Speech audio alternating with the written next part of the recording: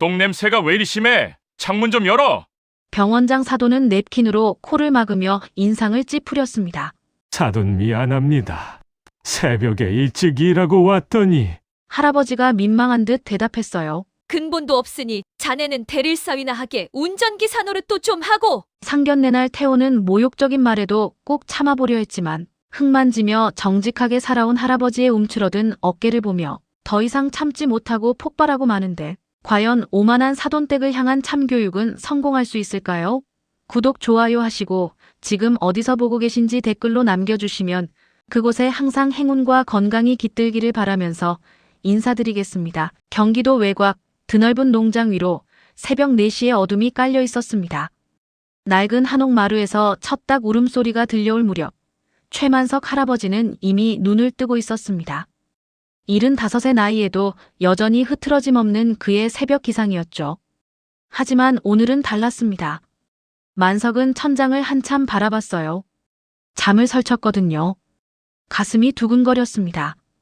손끝이 미세하게 떨렸어요. 오늘은 손자 태호의 상견례가 있는 날이었습니다. 부엌에서는 벌써 물 끓는 소리가 들렸습니다. 손자 태호가 먼저 일어나 할아버지 약을 챙기고 있었어요. 30살 플랜테리어 디자이너로 일하는 태호는 할아버지와 단둘이 살아온 지 벌써 20년이 넘었습니다. 할아버지, 약 드세요. 커피도 탈게요. 태호가 따뜻한 물컵과 함께 약봉지를 내밀었습니다. 만석은 손자의 손을 가만히 쥐었어요. 거칠지만 따뜻한 손이었죠. 오늘 상견례잖아. 우리 태호 장가 가는 날이구나. 만석의 목소리에는 기쁨이 묻어났습니다. 하지만 동시에 묘한 떨림도 있었어요. 손이 미세하게 떨렸죠. 손자를 남의 집으로 보낸다는 생각에 가슴 한구석이 저렸습니다. 기뻐해야 하는데 왠지 마음이 무거웠어요. 목이 메는 것 같았죠. 하지만 지금은 감상에 젖을 때가 아니었습니다. 해야 할 일이 산더미처럼 쌓여 있었거든요. 어젯밤 비가 내린 탓에 밭의 배수로를 점검해야 했고 무엇보다 오늘 뿌려야 할 액비 작업이 남아 있었습니다. 할아버지, 오늘 액비는 제가 혼자 할게요. 할아버지는 쉬세요. 아니다. 둘이 하면 금방이야. 상견례 시간까지는 아직 여유 있어. 만석이 손을 저었습니다. 하지만 사실 여유가 있는 건 아니었어요. 시계를 보니 벌써 오시가 가까워지고 있었죠. 두 사람은 작업복으로 갈아입고 밭으로 나갔습니다. 이른 새벽 공기는 차가웠지만 상쾌했어요. 숨을 들이마시니 폐가 시원해지는 것 같았죠. 하지만 그 상쾌함은 오래가지 못했습니다. 액비통을 여는 순간 코를 찌르는 고약한 냄새가 퍼졌거든요. 발효된 거름에서 나는 특유의 냄새였습니다. 농사를 짓는 사람들에게는 익숙한 냄새였지만 그렇지 않은 사람들에게는 견디기 힘든 악취였죠. 태호가 코를 찡그렸습니다. 오늘따라 더 심하네요. 냄새가 평소보다 강했어요. 눈이 따가울 정도였죠. 하지만 손은 쉬지 않고 움직였습니다. 넓은 밭에 골고루 액비를 뿌리는 작업은 생각보다 시간이 오래 걸렸어요. 만석은 손자의 뒷모습을 바라보며 흐뭇하게 웃었습니다. 가슴이 뿌듯했어요. 눈가가 촉촉해졌죠. 힘든 농사일을 마다하지 않고 묵묵히 해내는 손자가 기특했습니다. 태호야, 이 냄새가 생명을 키우는 냄새여. 부끄러워할 것 없다. 만석이 거친 손으로 땅을 어루만지며 말했습니다. 하지만 그의 목소리 어딘가에는 스스로를 다독이는 듯한 떨림이 묻어 있었어요. 손끝이 떨렸습니다. 가슴이 두근거렸어요. 왠지 불안한 마음이 들었죠. 작업이 끝날 무렵 시계는 벌써 오전 9시를 가리키고 있었습니다. 상견례 약속 시간은 낮 12시. 씻고 준비하면 빠듯했어요. 만석의 얼굴에 땀이 주르륵 흘러내렸습니다. 손등으로 땀을 닦았지만 계속 났어요. 숨이 가빠졌죠. 할아버지, 빨리 씻어야 해요. 태호가 다급하게 소리쳤습니다. 두 사람은 허겁지겁 집으로 뛰어들어갔어요. 만석의 심장이 쿵쾅거렸습니다. 가슴이 답답했어요. 샤워실에서는 비누 거품을 내며 온몸을 박박 문지르는 소리가 들렸습니다. 만석은 온몸을 3번이나 씻었어요. 비누칠을 하고 헹구고 또 비누칠을 했죠. 거품이 온몸을 덮었습니다. 특히 태호는 손톱 밑을 칫솔로 여러 번 문질렀습니다. 한 번, 두 번, 세 번. 아무리 씻어도 걸음때가 완전히 빠지지 않는 것 같았거든요. 손톱 밑에 낀 검은 때가 신경 쓰였어요. 손가락을 굽혔다 폈다 하며 확인했죠. 샤워를 마치고 나온 만석은 장롱 앞에 한참을 서 있었습니다. 오래된 자개장롱 맨 위 칸을 열자 비닐에 쌓인 양복 한 벌이 나왔어요. 은갈치색 양복이었습니다. 20년도 더 된 옷이었죠. 유행은 한참 지났고 품도 헐렁했지만 만석에게는 가장 좋은 옷이었습니다. 만석은 양복을 꺼내 들었습니다. 손이 떨렸어요. 양복이 미세하게 흔들렸죠. 할아버지는 다리미를 꺼내 정성스럽게 구김을 펴기 시작했어요. 천천히 조심스럽게. 한 부분 한 부분 정성을 들였습니다. 내가 할 수 있는 최선이다. 만석은 작게 중얼거렸습니다. 주름진 손으로 양복깃을 매만지는 모습이 어딘가 애처로워 보였어요. 손끝이 떨렸습니다. 가슴이 답답했어요. 할아버지, 제가 새 옷 사드릴까요? 백화점 가면. 태호가 조심스럽게 말을 꺼냈지만 만석은 고개를 저었습니다. 단호한 표정이었어요. 하지만 눈빛은 흔들렸죠. 아니다. 이 옷이면 충분해. 깨끗하게 입으면 되는 거야. 만석의 목소리가 떨렸습니다. 태호는 더 이상 말하지 않았습니다. 할아버지의 자존심을 건드리고 싶지 않았거든요. 가슴이 아팠어요. 목이 메는 것 같았죠. 대신 자신도 정장으로 갈아입으며 거울을 여러 번 확인했어요. 넥타이를 매고 풀고 다시 맸습니다. 한 번, 두 번, 세 번. 손이 떨려서 제대로 되지 않았어요. 두 사람은 준비를 마치고 현관으로 나왔습니다. 만석은 거울을 한 번 더 봤어요. 낡은 양복을 입은 자신의 모습이 비쳤습니다. 하지만 그때 태호의 얼굴이 굳어졌습니다. 할아버지, 차가 시동이 안 걸려요. 태호의 목소리가 떨렸어요. 어젯밤부터 이상하더니 결국 승용차가 완전히 고장난 겁니다. 정비소에 맡기려면 최소 사흘은 걸릴 거라고 했어요. 만석의 얼굴이 창백해졌습니다. 손이 부들부들 떨렸어요.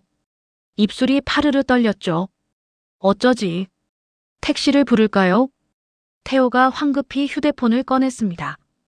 이 시골까지 택시가 올라오려면 한참 걸릴 텐데. 트럭을 타고 가자. 만석이 마당 한편을 가리켰습니다.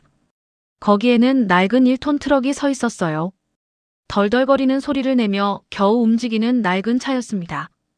게다가 적재함에는 아침에 쓴 농기구들이 그대로 실려 있었어요. 할아버지, 이 차로 청담동까지요? 태호의 목소리가 떨렸습니다. 얼굴이 하얗게 질렸어요. 입술이 바짝 말랐죠. 하지만 다른 방법이 없었습니다. 괜찮아. 차는 차잖아. 사돈들이 좋게 봐주시겠지. 만석이 태호의 어깨를 토닥였습니다.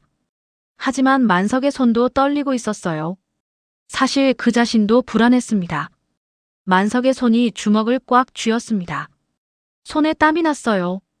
목이 바짝 말랐죠. 자꾸만 침을 삼켰습니다. 트럭은 덜덜거리는 소리를 내며 서울로 향했습니다. 부르릉 덜덜덜. 엔진 소리가 시끄러웠어요. 차체가 덜덜 떨렸죠. 고속도로를 달리는 내내 옆으로 스쳐 지나가는 고급 승용차들이 눈에 밟혔습니다. 벤츠가 쌩하고 지나갔어요. BMW가 뒤따라 지나갔죠. 아우디도 보였습니다. 만석은 조수석에 앉아 자꾸만 옷깃을 만졌습니다. 옷깃을 여미고 또 여몄어요. 손이 멈추지 않았죠. 불안한 마음이 손끝으로 전해졌습니다. 태호야, 냄새 좀 나냐? 만석이 조심스럽게 물었습니다. 목소리가 떨렸어요. 아니요, 비누 냄새 나는데요. 태호가 애써 밝게 대답했습니다. 하지만 태호의 목소리도 떨리고 있었어요. 둘 다 알고 있었습니다. 몸에 밴 은은한 걸음 냄새를요. 자신들은 익숙해서 잘 모르지만 다른 사람들은 알아챌 수도 있다는 것을요. 만석은 창밖을 바라봤습니다. 청담동까지는 이제 10분 남짓. 곧 도착할 겁니다. 내비게이션에서 안내 음성이 들렸어요. 500m 앞에서 우회전입니다. 만석의 가슴이 점점 더 두근거렸습니다. 심장이 터질 것 같았어요.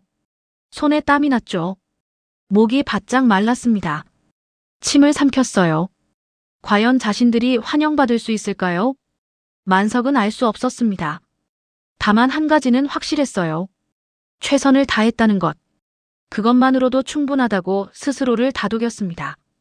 하지만 가슴속 불안은 쉽게 가라앉지 않았어요. 1시간을 달려 청담동에 도착했습니다. 번쩍이는 고급 상가들이 양옆으로 늘어서 있었어요. 명품 가게, 고급 레스토랑, 외제차 전시장.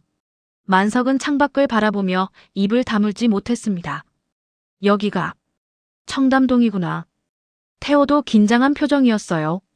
낡은 트럭은 그 화려한 거리 위에서 더욱 초라해 보였습니다. 엔진 소리가 유난히 크게 들렸어요. 지나가는 사람들이 쳐다봤습니다. 힐끔거리며 고개를 저었어요. 할아버지, 다 왔어요. 저기에요. 태호가 이 식당 건물을 가리켰습니다. 유리로 된 고급스러운 건물이었어요. 입구에는 발레 파킹 부스가 있었죠. 만석은 천천히 트럭을 주차장으로 몰았습니다. 손에 땀이 났어요. 핸들이 미끄러웠죠. 심장이 쿵쾅거렸습니다. 주차장에는 고급 외제차들이 즐비하게 서 있었습니다. 벤츠 S클래스가 반짝였어요. BMW 7 시리즈가 그 옆에 있었죠. 검은색, 은색, 흰색. 모두 새 차였어요. 만석의 낡은 트럭은 그 사이에서 유독 눈에 띄었습니다. 녹슨 차체, 찌그러진 범퍼, 먼지 쌓인 유리창. 만석은 트럭을 세웠습니다. 엔진을 껐어요. 하지만 한참을 앉아 있었죠. 할아버지, 내려요. 태호가 조심스럽게 말했습니다. 만석은 고개를 끄덕였어요. 그리고 문을 열었습니다. 발레 파킹 직원이 다가왔습니다. 20대 후반쯤 되어 보이는 젊은 남자였어요. 말끔한 유니폼을 입고 있었죠. 하지만 트럭 문이 완전히 열리자마자 직원의 얼굴이 변했습니다. 코를 찡그렸어요. 눈살을 찌푸렸죠. 뒷걸음질을 쳤습니다. 으윽! 직원이 손으로 코를 막았습니다. 얼굴을 돌렸어요. 고개를 저었죠. 이게 무슨 냄새야? 직원의 목소리가 주차장에 울려 퍼졌습니다. 주변에서 차를 기다리던 사람들이 쳐다봤어요. 한 중년 여자가 코를 막으며 멀찌감치 피했습니다. 정장을 입은 남자는 눈살을 찌푸리며 고개를 저었어요. 젊은 커플은 서로 눈빛을 교환하며 웃음을 참았죠. 만석은 조심스럽게 차에서 내렸습니다. 다리가 후들거렸어요. 무릎에 힘이 들어가지 않았죠. 저기, 발레 부탁드립니다. 만석의 목소리가 떨렸습니다. 하지만 직원은 손을 휘휘 저었어요. 코를 계속 막고 있었습니다. 얼굴을 찡그린 채였죠. 아저씨, 여기 납품 차량되는 곳 아니에요. 직원의 목소리가 더 커졌습니다. 주변 사람들이 더 많이 쳐다봤어요. 그리고 이 냄새. 직원이 다시 코를 막았습니다. 똥냄새 나는데 어떻게 다른 차 옆에 대요? 고급 차들 옆에요? 만석의 얼굴이 붉어졌습니다. 뺨이 화끈거렸어요. 귀까지 빨개졌죠. 목에 핏줄이 불끈 튀어나왔습니다. 손이 부들부들 떨렸어요. 주먹을 쥐었다 폈다 했습니다. 입술을 깨물었죠. 가슴이 답답했습니다. 숨이 막히는 것 같았어요. 눈앞이 흐려졌습니다. 직원이 손가락으로 주차장 구석을 가리켰어요. 저기, 저 구석에 직접 대세요. 제일 끝에. 구석진 곳이었습니다. 쓰레기통 옆이었어요. 햇빛도 안 드는 곳이었죠. 만석은 고개를 숙였습니다. 네, 알겠습니다. 목소리가 떨렸어요. 거의 들리지 않을 정도였죠. 태호는 할아버지 옆에서 주먹을 꽉 쥐었습니다. 손톱이 손바닥을 파고들었어요. 아팠습니다. 피가 날 것 같았죠. 이를 악물었어요. 턱에 힘이 잔뜩 들어갔습니다. 온몸이 부들부들 떨렸습니다. 당장 달려가서 저 직원의 멱살을 잡고 싶었어요. 하지만 참았습니다. 할아버지 때문이었죠. 만석은 다시 트럭에 올라탔습니다. 시동을 걸었어요. 천천히 주차장 구석으로 트럭을 몰았습니다. 쓰레기통 옆 햇빛 하나 안 드는 그곳으로요. 바로 그때였습니다. 반짝이는 검은색 세단 한 대가 미끄러지듯 주차장에 들어왔어요. 벤츠 S클래스였습니다. 최신형이었죠. 발렛 직원의 태도가 180도 바뀌었습니다. 얼굴에 환한 미소가 피어났어요. 허리를 90도로 숙였죠. 어서 오십시오. 직원이 뛰어가서 차 문을 열어줬습니다. 뒷좌석에서 내린 사람은 말끔한 정장을 입은 50대 중반 남자였습니다. 강준표. 태호의 예비장인이자 강남사랑병원 병원장이었어요. 강준표는 차에서 내리다가 주차장 구석을 쳐다봤습니다. 쓰레기통 옆에 서 있는 낡은 트럭이 눈에 들어왔어요. 트럭 옆에는 늙은 남자가 서 있었습니다. 은갈치색 헐렁한 양복을 입은 할아버지였죠. 고개를 푹 숙이고 서 있었어요. 강준표가 혀를 찼습니다. 쯧쯧. 경멸하는 소리였어요. 그의 눈빛이 차갑게 식었습니다. 입꼬리가 비틀어졌어요. 코웃음을 쳤죠. 시작부터 격 떨어지게. 강준표가 중얼거렸습니다. 목소리는 작았지만 명확했어요. 저런 차를 타고 오다니. 저런 사람들이 내 사돈이라고. 그 말이 바람을 타고 만석의 귀에 닿았습니다. 만석의 어깨가 움츠러들었습니다. 고개를 더 숙였어요. 등이 굽어 보였죠.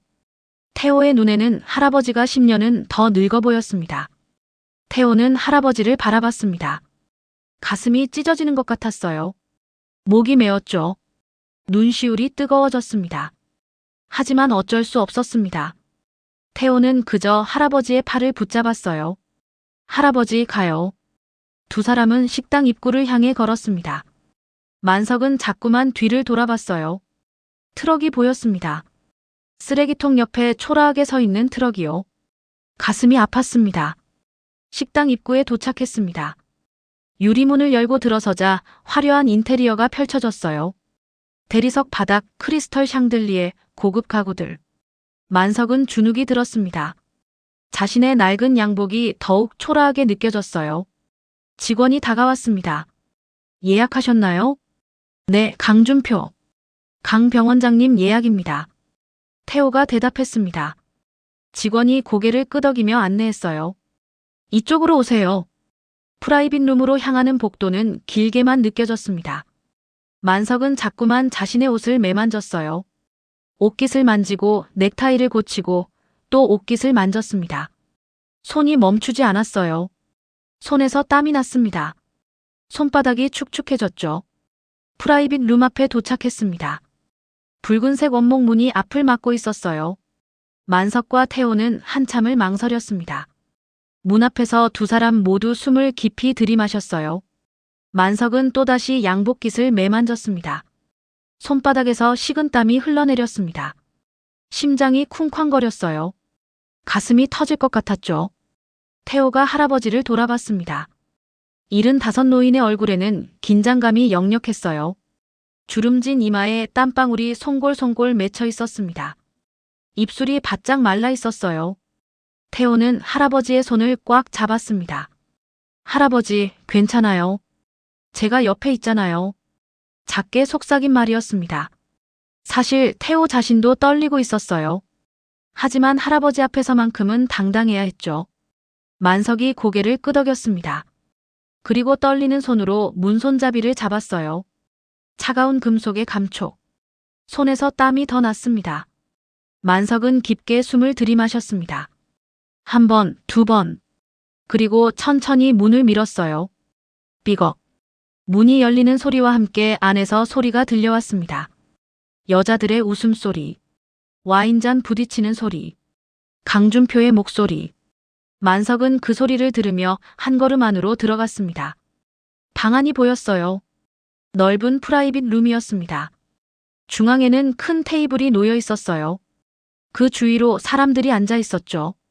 강준표와 그의 아내, 그리고 딸 수진. 세 사람 모두 화려한 옷을 입고 있었습니다. 명품으로 치장한 모습이었어요. 만석과 태호가 들어서자 세 사람의 시선이 일제히 향했습니다. 그리고 그 순간 방 안의 공기가 싸늘하게 식었습니다. 강준표의 얼굴에서 미소가 사라졌어요. 아내는 눈살을 찌푸렸습니다. 딸 수지는 코를 킁킁거리며 얼굴을 찡그렸어요. 침묵이 흘렀습니다. 무거운 침묵이었어요. 만석은 할 수 있는 한 최선을 다해 허리를 숙였습니다.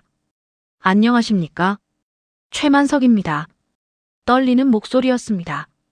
하지만 대답은 없었어요. 다만 차가운 시선만이 두 사람을 훑어내렸습니다. 만석은 그 시선을 느끼며 더 깊이 고개를 숙였습니다. 그리고 속으로 기도했어요. 제발, 제발 잘 되게 해주세요. 하지만 만석은 몰랐습니다. 곧 겪게 될 더 큰 모욕을요.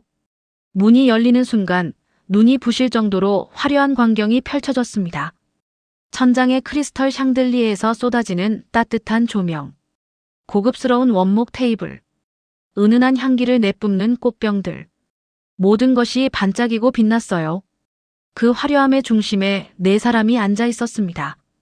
강준표 병원장과 그의 아내 최영자, 그리고 딸 지수와 그녀의 언니까지. 네 사람 모두 명품 옷을 입고 있었어요. 한 벌에 수백만 원은 좋게 나갈 것들이었죠.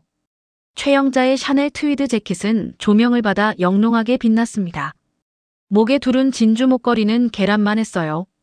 지수는 에르메스 원피스를 입고 있었습니다. 루이비통 가방이 테이블 위에 놓여 있었죠. 반면 문 앞에 선 만석과 태호의 모습은 너무나 대조적이었습니다. 20년 묵은 은갈치색 양복. 조명 아래서 더욱 낡아 보였어요.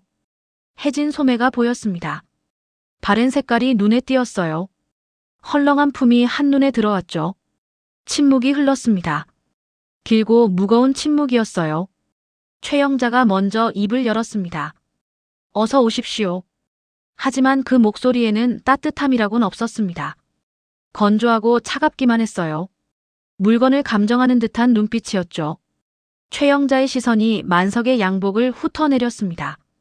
위에서 아래로 천천히. 눈썹이 미세하게 찌푸려졌어요. 코를 한번 킁킁거렸습니다. 그리고는 얼굴을 살짝 돌렸어요. 만석은 그 모습을 봤습니다. 가슴이 철렁 내려앉았어요. 강준표는 자리에서 일어나지도 않았습니다. 테이블에 팔짱을 낀 채 턱으로 의자를 가리켰어요. 만석과 태호는 조심스럽게 다가갔습니다. 발걸음이 떨렸어요. 강준표가 손을 내밀었습니다. 앉으시죠. 만석이 반갑게 다가가 손을 뻗었어요. 하지만 바로 그 순간이었습니다. 강준표의 손이 공중에서 멈췄어요. 만석의 손을 쳐다봤습니다. 그리고는 슬며시 뒤로 빼는 겁니다. 아, 죄송합니다만. 강준표가 난처한 표정을 지었습니다. 위생관념이 좀 있어서요. 대신 고개만 까닥했어요. 만석의 손은 허공에 그대로 남았습니다. 악수를 청했다가 거부당한 손이었어요. 주변이 조용해졌습니다. 모두가 그 장면을 봤어요. 만석의 얼굴이 붉어지기 시작했습니다. 뺨이 화끈거렸어요. 귀까지 빨개졌습니다. 목에 핏줄이 불끈 튀어나왔어요. 손톱 밑에 검은 흙대가 눈에 들어왔습니다. 아무리 칫솔로 닦아도 남아있던 그때였어요. 거칠고 주름진 손. 굳은 살투성이 손바닥. 만석은 자신의 손을 내려다봤습니다. 부끄러웠어요. 가슴이 저려왔죠. 숨이 막혔습니다.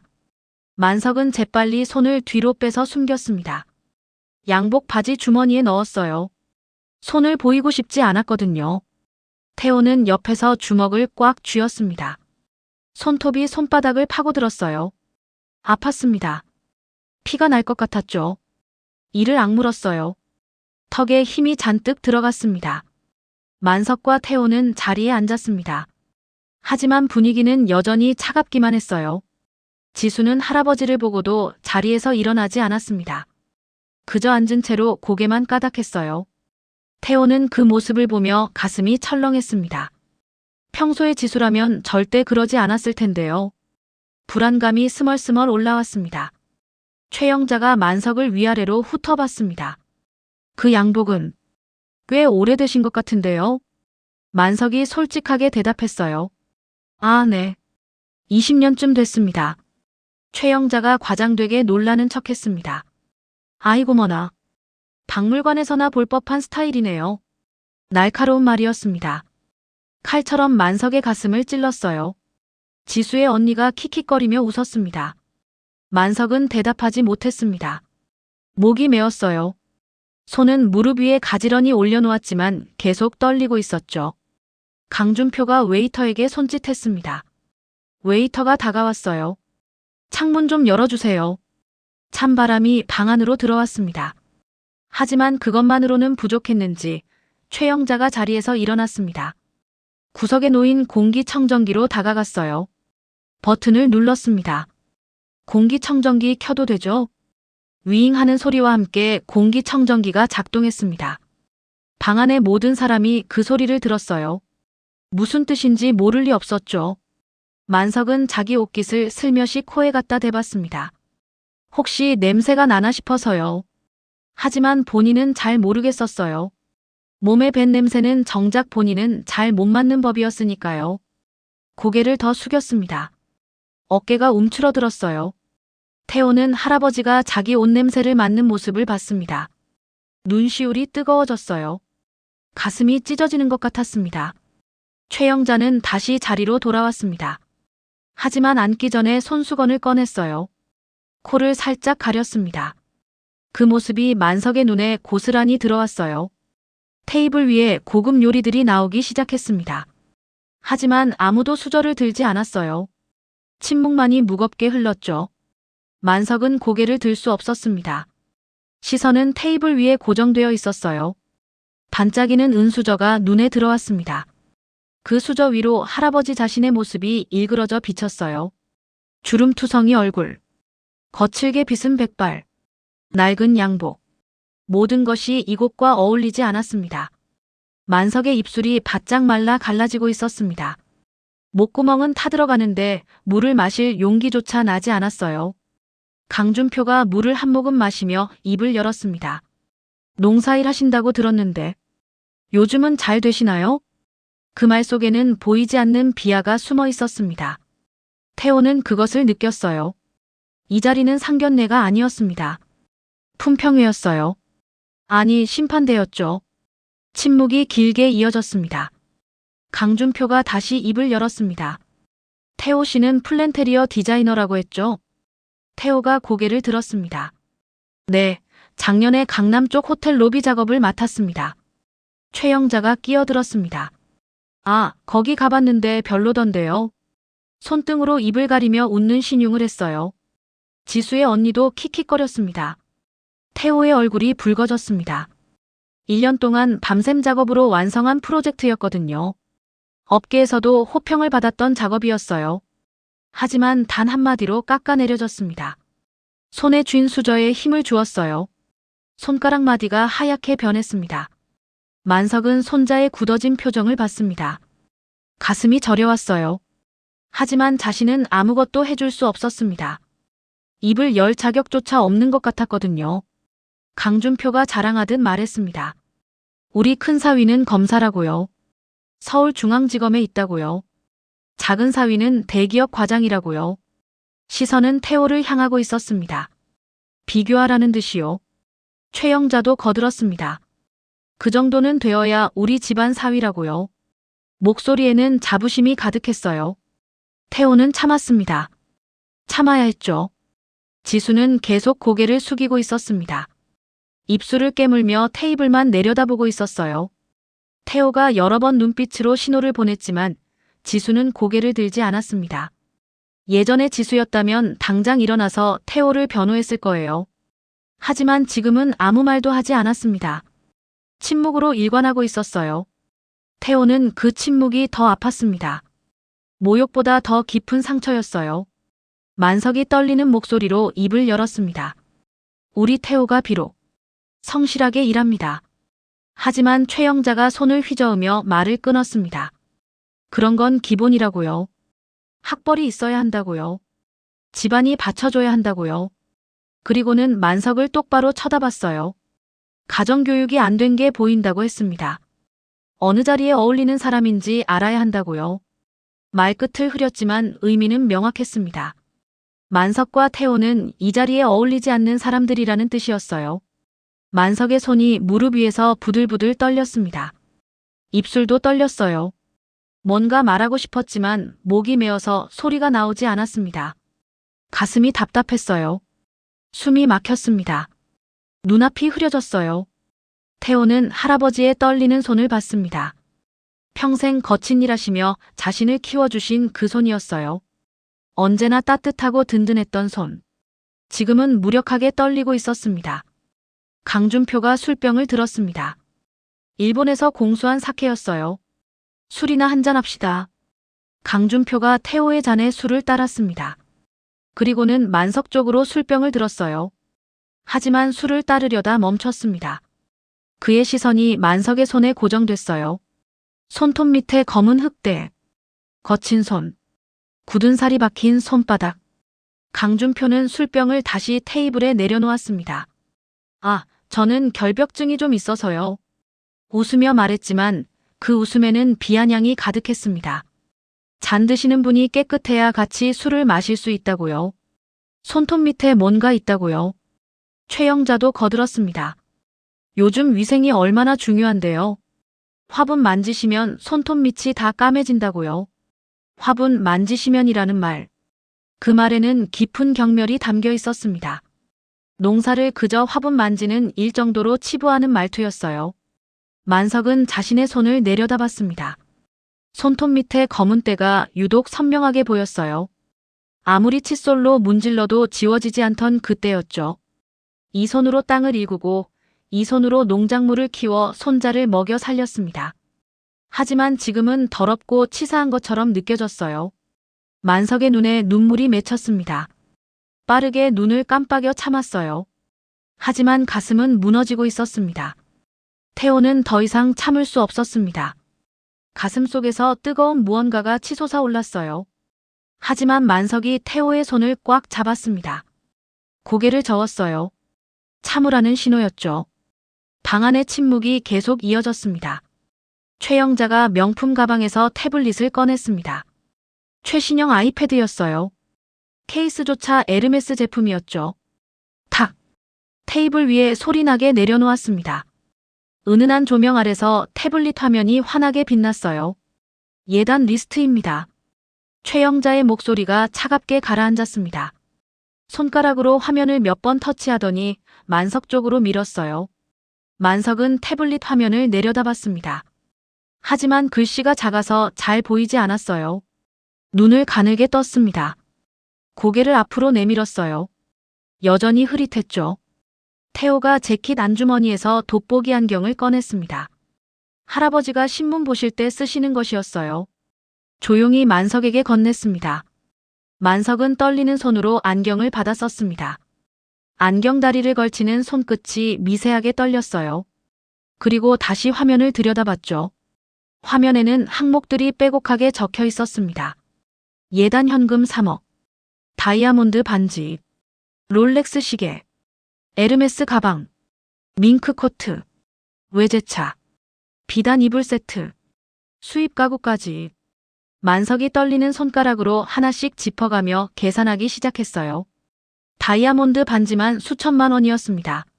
롤렉스 시계는 또 얼마고, 외제차는 또 얼마나 되는지. 만석의 머릿속이 하얗게 변했어요. 3억, 5억, 8억. 합계가 10억을 넘어갔습니다. 만석의 입술이 미세하게 떨렸습니다. 이건 평생 농사지어도. 손이 안경테에서 미끄러졌습니다. 안경이 코 아래로 흘러내렸어요. 하지만 바로잡을 힘도 없었습니다. 온몸에 힘이 빠져나가는 것 같았거든요. 숨이 가빠졌습니다. 심장이 쿵쾅거렸어요. 가슴이 조여왔습니다. 태호도 옆에서 화면을 봤습니다. 얼굴이 창백하게 변했어요. 숨 쉬는 것조차 힘들어졌습니다. 주먹을 꽉 쥐었어요. 손톱이 손바닥을 파고들었습니다. 찌릿한 통증이 느껴졌지만 개의치 않았어요. 최영자가 태블릿을 다시 가져갔습니다. 화면을 쓸어내렸어요. 새로운 페이지가 나타났습니다. 한꺼번에 준비하시기 힘드시죠? 그녀의 입꼬리가 올라갔습니다. 웃고 있는 것 같았지만 눈은 차갑기만 했어요. 그래서 좋은 방법을 생각해뒀대요. 결혼 후에 딸이 시댁 농장 일을 무보수로 도와드리면 된대요. 최소 10년은요. 만석의 눈이 커졌습니다. 입이 떡 벌어졌어요. 강준표가 팔짱을 끼며 거들었습니다. 몸으로 때우라는 거래요. 돈이 없으면 노동력으로 갚으라고요. 태호의 온몸이 굳어졌습니다. 믿을 수 없었어요. 지수를 노예처럼 부려먹겠다는 소리나 다름없었거든요. 무보수로 10년간 일하라니요. 최영자가 지수를 돌아봤습니다. 지수는 여전히 고개를 숙이고 있었어요. 대답하지 않았습니다. 하지만 고개를 들지도 않았죠. 침묵이 동의를 의미하는 것처럼 보였어요. 태호는 그 침묵이 더 아팠습니다. 모욕보다 더 깊은 상처였어요. 최영자가 으스대듯 말했습니다. 사실 이번엔 많이 깎아드린 거래요. 큰딸 시집 보낼 때는 더 많이 받았대요. 그리고는 만석의 낡은 양복을 힐끗 쳐다봤어요. 그 양복 한 벌 값이 자기 밍크 코트 한 벌 값이나 될까 싶대요. 껄껄 웃었습니다. 지수의 언니도 따라 웃었어요. 만석의 얼굴이 붉어졌습니다. 귀까지 빨개졌어요. 부끄러움과 분노가 뒤섞인 감정이었죠. 입술이 파르르 떨렸습니다. 강준표가 말을 이었습니다. 결혼하면 당연히 분가해야 한대요. 딸이 시골 농가에서 시부모 모시고 살 수는 없다고요. 만석의 가슴이 철렁 내려앉았습니다. 손자와 떨어져 살라는 소리였어요. 평생 단둘이 살아온 손자와요. 숨이 막혔습니다. 목이 조였어요. 눈앞이 캄캄해졌습니다. 최영자가 갑자기 물었습니다. 태호 씨 부모님은 어디 계세요? 알면서도 묻는 질문이었어요. 날카로운 칼날 같은 질문이었죠. 태호가 떨리는 목소리로 대답했습니다. 제 부모님은 제가 3살 때 사고로 말끝을 흐렸습니다. 목이 메었거든요. 최영자는 동정하는 척했습니다. 아이고 불쌍하게. 하지만 목소리에는 진심이 없었습니다. 오히려 비웃는 듯한 뉘앙스였어요. 그러니까 이런 자리에 그런 차 타고 오고 그런 옷 입고 온다고요. 강준표가 코웃음을 쳤습니다. 부모도 없이 늙은 할아버지 손에 자라내래요. 예의범절을 어디서 배웠겠냐고요. 만석의 손이 테이블을 움켜쥐었습니다. 손등에 핏줄이 불끈 튀어나왔어요. 평생 참고 살아온 사람이었지만 이 순간만큼은 참기 힘들었습니다. 가슴이 터질 것 같았어요. 최영자가 마지막 한마디를 던졌습니다. 부모 잘 만나면 잘 사는 거고 못 만나면 그렇게 사는 거죠. 팔자인 거예요. 그 말이 만석과 태호의 가슴에 비수처럼 꽂혔습니다. 태호의 눈빛이 변했습니다. 지금까지 억누르고 있던 무언가가 폭발 직전이었어요. 온몸이 부들부들 떨렸습니다. 주먹을 꽉 쥐었어요.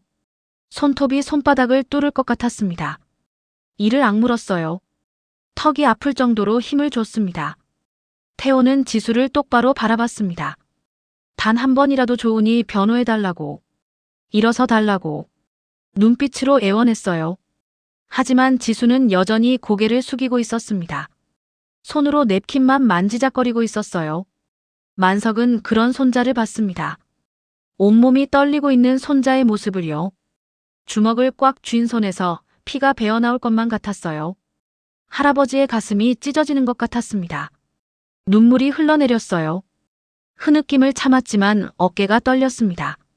태호가 의자를 뒤로 밀며 일어서려는 순간이었습니다. 만석이 손자의 팔을 꽉 붙잡았어요. 힘껏 잡았습니다.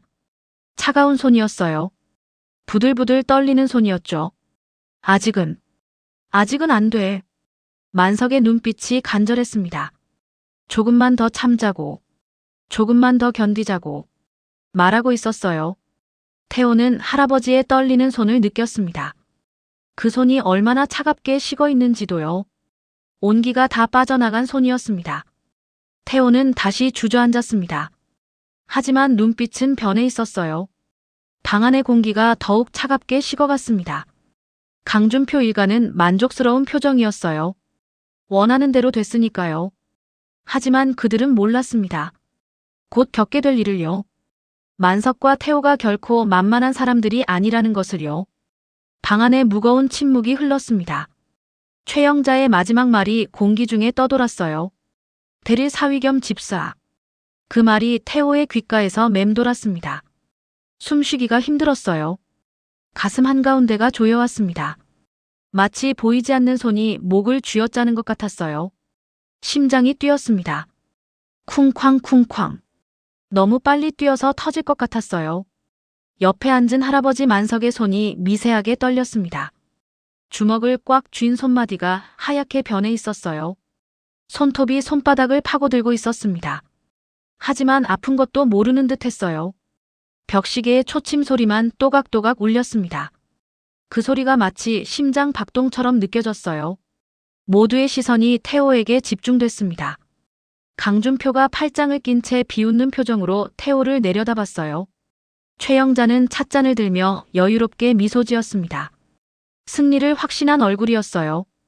입꼬리가 올라가 있었죠. 태호는 천천히 고개를 돌렸습니다. 지수를 바라봤어요. 떨리는 눈으로 그녀를 응시했습니다. 3년간 사랑했던 그 얼굴이었어요. 하지만 지금은 낯설게만 느껴졌습니다.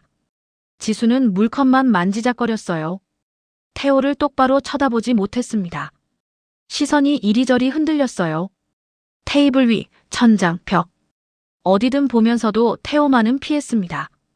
태호의 입술이 떨렸습니다. 지수야. 겨우 그 한마디를 꺼냈어요. 목소리가 갈라졌습니다. 목이 타들어갔어요. 너도 같은 생각이야?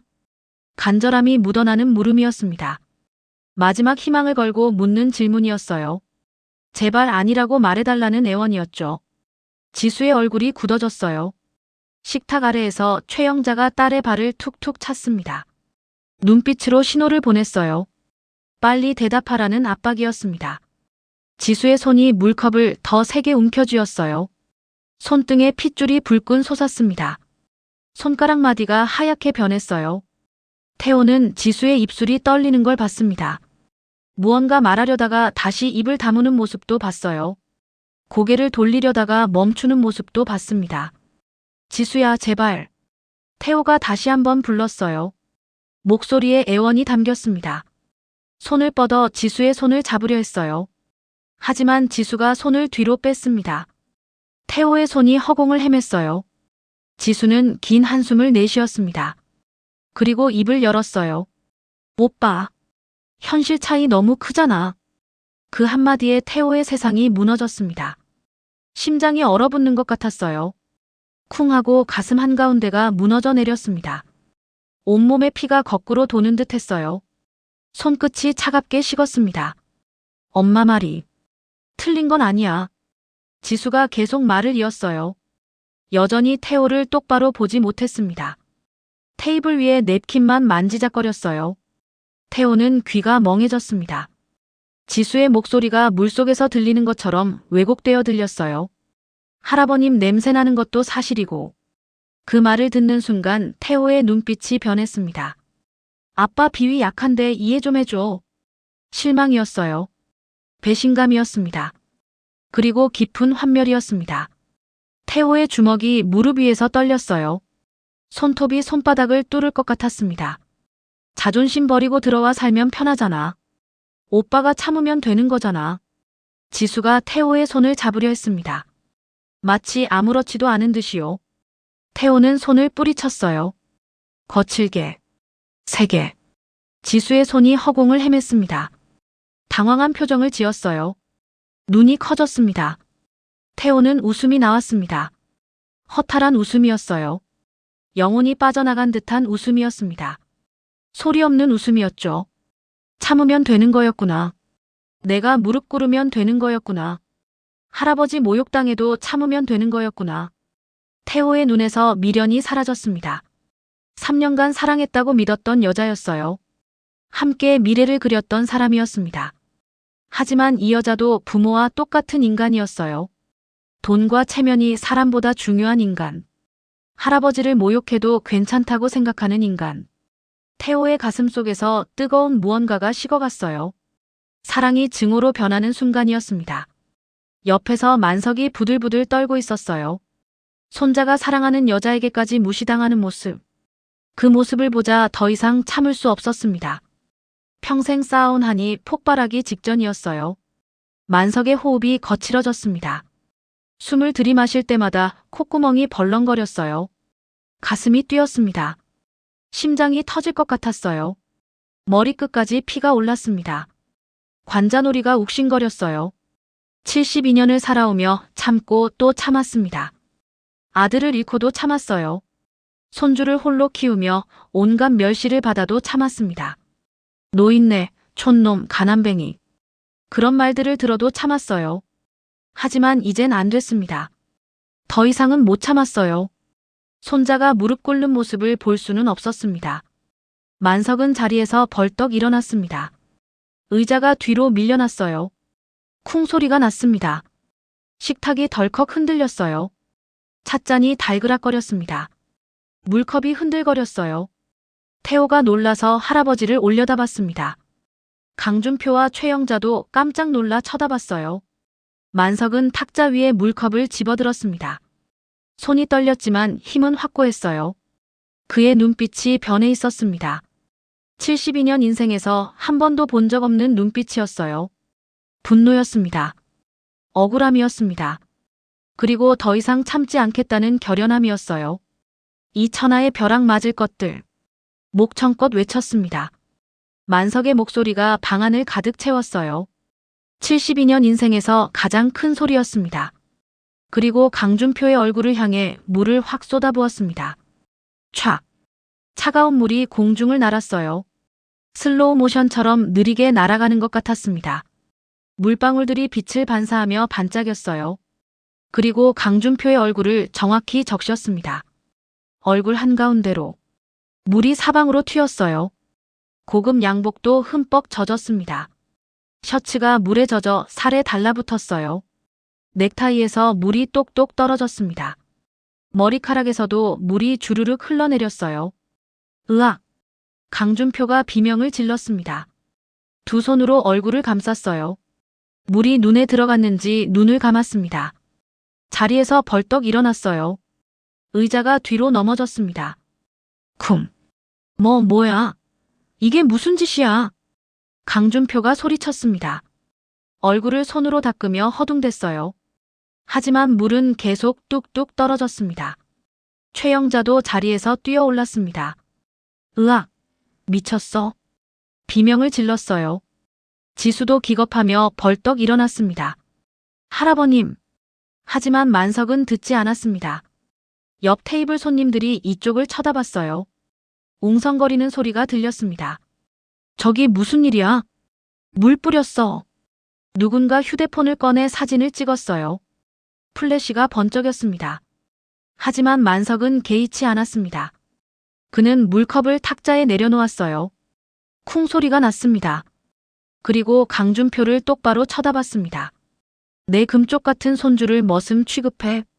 만석의 목소리는 떨림 없었습니다. 단호했어요. 72년 인생에서 가장 당당한 목소리였습니다. 강준표는 얼굴을 닦으며 벌벌 떨었어요.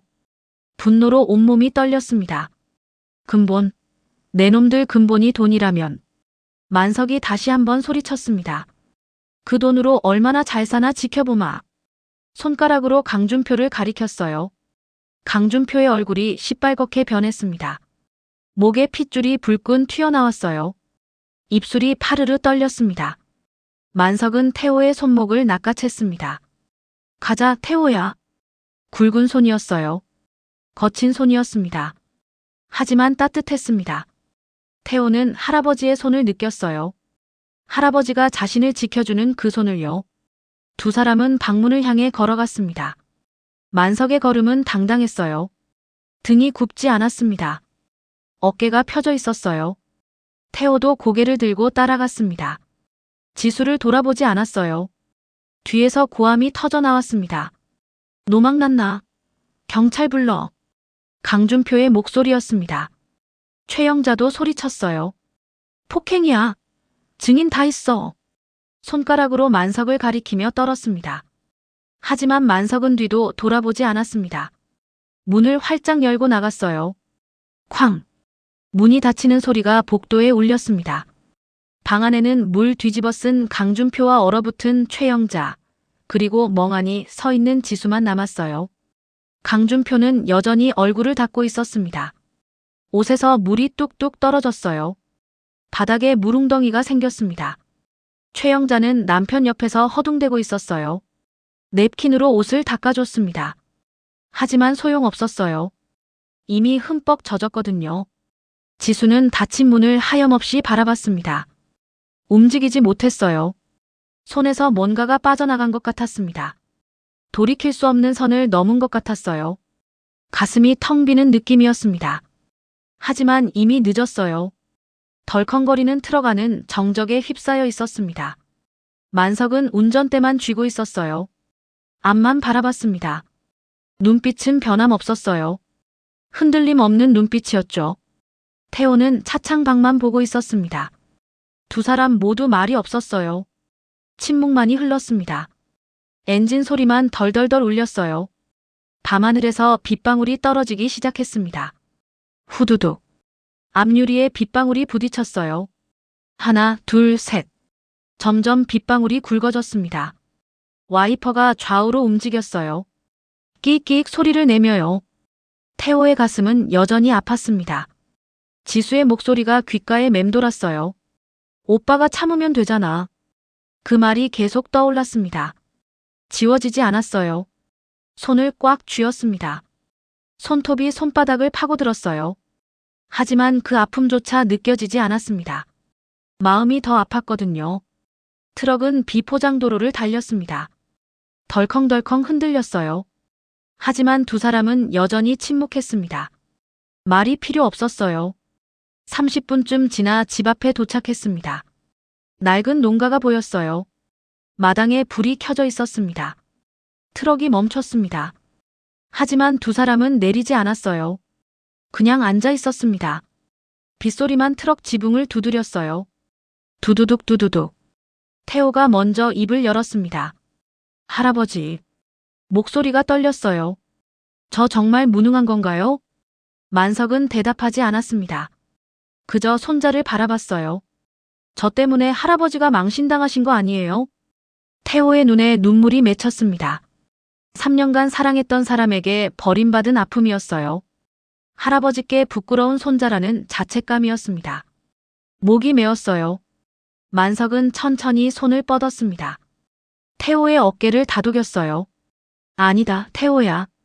따뜻한 목소리였습니다. 내 탓이 아니야. 절대로.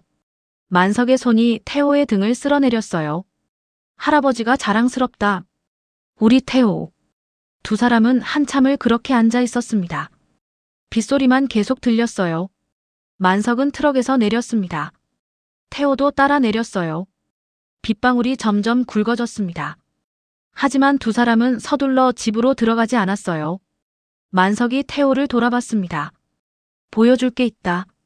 그의 눈빛이 진지했습니다. 평소와 다른 목소리였습니다. 비장함이 느껴졌어요. 두 사람은 빗속을 걸어 헛간으로 향했습니다. 두 사람은 안방으로 들어갔습니다. 만석은 자개장롱 앞에 무릎을 꿇었어요. 72년 된 낡은 장롱이었습니다. 가운데 자개가 몇 개 떨어져 나가 있었어요. 아래 칸 서랍을 천천히 열었습니다. 끼익 녹슨 경첩에서 소리가 났어요. 낡은 신문지가 가득 깔려 있었습니다. 노랗게 발에 있었어요. 만석은 신문지를 드러냈습니다. 한 장, 두 장, 세 장. 조심스럽게 꺼냈어요. 그러자 금고가 나타났습니다. 서랍 밑바닥에 숨겨진 작은 금고였어요. 태호의 눈이 커졌습니다. 저게 뭐예요? 금고를 본 적이 없었어요. 평생 이 집에서 살았는데 처음 보는 물건이었죠. 만석은 떨리는 손으로 금고를 만졌습니다. 손가락이 파르르 떨렸어요. 비밀번호 버튼을 눌렀습니다. 딸깍 딸깍 딸깍. 한 번에 4개. 천천히 정확하게. 마지막 버튼을 누르는 순간 철컥. 금고가 열렸습니다. 뚜껑이 천천히 올라갔어요. 안에는 누런 서류 봉투들이 가득했습니다. 먼지가 풀풀 날렸어요. 30년은 넘어 보였습니다. 만석은 봉투들을 하나씩 꺼냈어요. 조심스럽게, 아주 조심스럽게. 마치 유물을 다루듯이요. 바닥에 펼쳤습니다. 첫 번째 봉투를 열었어요. 등기권 리증이었습니다. 두 번째 봉투도 열었어요. 역시 등기권 리증이었습니다. 세 번째, 네 번째, 다섯 번째. 계속 똑같았어요. 수십 장의 땅 문서들이 바닥을 가득 채웠습니다. 만석은 오래된 강남 지도도 꺼냈어요. 종이가 너덜너덜했습니다. 펼쳐진 지도 위에 빨간 동그라미들이 그려져 있었어요. 하나, 둘, 셋, 넷, 다섯, 6개의 빨간 동그라미였습니다. 태호는 서류들을 내려다봤어요. 손이 떨렸습니다. 무릎이 후들거렸어요. 심장이 쿵쾅거렸습니다. 이게 다 뭐예요? 목소리가 갈라졌습니다. 입술이 바짝 말라 있었어요. 우리 가난한 농부 아니었어요? 태호는 서류 한 장을 집어들었습니다. 떨리는 손으로요. 종이가 부스럭거렸어요. 들여다봤습니다. 1번, 2번, 3번. 눈을 크게 뜨고 읽었어요. 강남구 강남동 10번지 토지 소유자 최만석. 눈을 의심했습니다. 눈을 비비고 다시 봤어요. 분명했습니다. 할아버지 이름이었어요. 다른 서류도 집어들었습니다. 강남구 강남동 12번지 토지 소유자 최만석.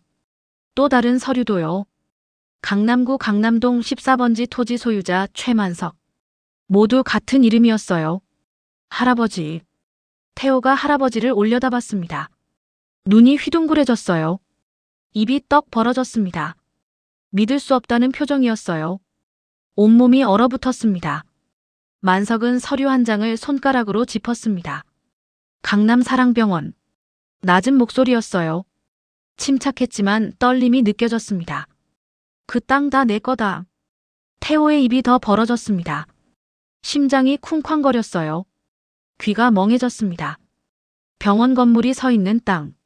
만석이 지도 위에 첫 번째 빨간 동그라미를 가리켰습니다. 주차장. 두 번째 동그라미를 가리켰어요. 장례식장 부지까지. 세 번째 동그라미를 가리켰습니다. 다 4명이야. 태호는 말을 잃었어요. 입술이 파르르 떨렸습니다. 숨쉬기조차 힘들었어요. 가슴이 답답했습니다. 서류를 다시 내려다봤어요. 1장, 2장, 3장. 모두 진짜였습니다. 도장도 찍혀 있었어요. 법원 직인도 선명했습니다. 만석의 눈이 붉어졌어요. 오래된 기억이 떠오르는 것 같았습니다. 눈가에 주름이 더 깊어졌어요. 30년 전 일이다. 만석의 목소리가 떨렸습니다. 손도 떨렸어요. 입술도 떨렸습니다. 재개발이 한창이었지. 만석이 창밖을 바라봤어요. 빗소리가 들렸습니다. 강남 한복판. 그때만 해도 판잣집 천지였어. 만석의 눈빛이 멀어졌어요. 30년 전 그날로 돌아가는 것 같았습니다. 내 아빠가 대학생이었지. 방학 때마다 집에 와서 날 도왔어. 만석의 입가에 쓸쓸한 미소가 떠올랐어요. 효자였다. 참 착한 아들이었어. 용역 깡패들이 들이닥쳤어. 만석의 손이 주먹을 쥐었습니다. 손마디가 하얗게 변했어요. 쇠파이프를 들고 왔지. 무조건 나가래. 만석의 목소리가 거칠어졌어요. 내 아빠랑 며느리가 내 앞을 막아섰어. 날 지키려고. 눈물이 주르륵 흘러내렸습니다. 내 아빠랑 엄마가. 목소리가 끊어졌습니다. 내 아들과 며느리가. 말을 잇지 못했어요. 목이 메었습니다. 숨이 막혔어요. 한 놈이 쇠파이프를 휘둘렀어. 내 아빠 머리에. 만석이 자신의 머리를 짚었습니다. 손이 떨렸어요. 며느리는 내 아빠를 감싸려다가 같이. 더 이상 말을 잇지 못했습니다. 그날. 애들이 한날 한시에 갔다. 태호의 눈에서 눈물이 흘러내렸습니다. 부모님 얼굴도 모르고 자랐어요. 사진 한 장 없었습니다. 할아버지는 절대 그 이야기를 하지 않았어요. 물어봐도 대답하지 않았습니다. 이제야 알았어요. 왜 할아버지가 그토록 아파했는지. 왜 절대 그 이야기를 꺼내지 않았는지. 보상금이 나왔어. 만석이 서류들을 쓸어내렸습니다. 손이 떨렸어요. 어마어마한 돈이었지. 눈물이 뺨을 타고 흘러내렸습니다. 땅도 줬어. 강남 한복판에. 만석의 어깨가 떨렸어요. 내 애미애비 목숨값이야. 그 말을 하는 순간 만석의 목소리가 완전히 갈라졌습니다. 72년을 살아온 노인의 눈물이었어요. 주름진 얼굴 위로 눈물이 계속 흘렀습니다. 이 돈 쓸 수가 없었어. 만석이 고개를 떨구었습니다. 쓰면 안 될 것 같았어. 손으로 얼굴을 감쌌어요. 속죄라고 생각했다. 어깨가 들썩였습니다. 흐느끼기 시작했어요. 내가 지키지 못한 자식들에 대한. 태호도 눈물을 흘렸습니다. 할아버지 옆에 무릎을 꿇었어요. 두 사람은 한참을 울었습니다. 서로를 껴안고요. 빗소리만 창문을 두드렸어요. 후두둑 후두둑. 천둥이 쳤습니다. 콰르릉. 번개가 방안을 밝혔어요. 한참 뒤 만석이 눈물을 닦았습니다. 손등으로 눈가를 훔쳤어요. 눈빛이 달라졌습니다. 슬픔이 사라지고 있었어요. 대신 다른 감정이 차올랐습니다. 분노였습니다. 하지만 이제 안 참는다. 목소리에 힘이 실렸습니다. 떨림이 멈췄어요. 단호했습니다. 내 아들 목숨값 위해서 호의호식하는 꼴 못 봐줘. 만석은 자리에서 벌떡 일어났습니다. 휘청거리지 않았어요. 등이 굽지 않았습니다. 서랍에서 낡은 폴더폰을 꺼냈어요. 오래된 휴대폰이었습니다. 하지만 작동했어요. 번호를 눌렀습니다. 띠띠띠. 신호음이 울렸습니다. 여보세요, 김 변호사. 만석의 목소리는 단호했습니다. 72년 인생에서 가장 확고한 목소리였어요. 나야, 최만석이다. 수화기 너머로 놀라는 목소리가 들렸어요. 30년 만이지. 그래, 나 살아있어. 만석이 창밖을 바라봤습니다. 비가 세차게 내리고 있었어요. 30년 전 그 사건 기억하지? 수화기 너머로 침묵이 흘렀습니다. 변호사가 당황하는 게 느껴졌어요. 강남 재개발 말이야. 내 아들. 그때 죽은. 만석의 목소리가 차갑게 식었습니다. 임대차 계약서 가져와. 내용 증명 보내야 해. 목소리에 떨림이 없었습니다. 냉정했어요. 차가웠습니다. 강남 사랑병원. 계약 기간 30년이었지. 만석이 서류 한 장을 집어들었어요. 이번 달 말이 만료일이야. 수화기 너머로 숨 넘어가는 소리가 들렸습니다. 퇴거 명령, 건물 철거 소송 준비해. 만석의 눈빛이 날카로워졌어요. 명도 소송이야. 건물주가 바뀌었으니 나가라고. 만석의 입가에 냉소가 떠올랐습니다. 30년간 월세 꼬박꼬박 받아먹었으면 됐지. 이번 주 안으로. 수화기 너머로 당황하는 소리가 들렸습니다. 하지만 만석은 개의치 않았어요. 그 돈으로 뭘 했는지 알아? 내 손주 무시하더라고. 만석의 목소리가 낮게 깔렸습니다. 이제 그 대가를 치러야지. 전화를 끊었습니다. 탁. 만석은 태호를 돌아봤어요. 내일부터 폭풍이 몰아칠 거다. 태호는 고개를 끄덕였습니다. 눈빛이 달라져 있었어요. 할아버지가 30년간 참아온 한을 이제야 알았습니다. 그리고 그 한이 내일 폭발할 거라는 것도요. 창밖에서 천둥이 쳤어요. 콰르릉 콰광. 번개가 하늘을 갈랐습니다. 온 세상이 하얗게 밝아졌다가 다시 어두워졌어요. 폭풍이 시작되고 있었습니다. 그리고 그 폭풍의 눈은 바로 이곳, 이 작은 농가에 있었습니다. 다음 날 아침이었습니다. 강준표는 최고급 세단 뒷좌석에 앉아 있었어요. 기분이 좋았습니다. 입가에 미소가 걸려 있었어요. 콧노래가 절로 나왔습니다. 어젯밤 일이 떠올랐어요. 격 떨어지는 것들을 제대로 골탕 먹였습니다. 속이 시원했어요. 특히 그 촌늙은이 얼굴이 생각났습니다. 물 뒤집어 쓴 채 도망가던 모습이요.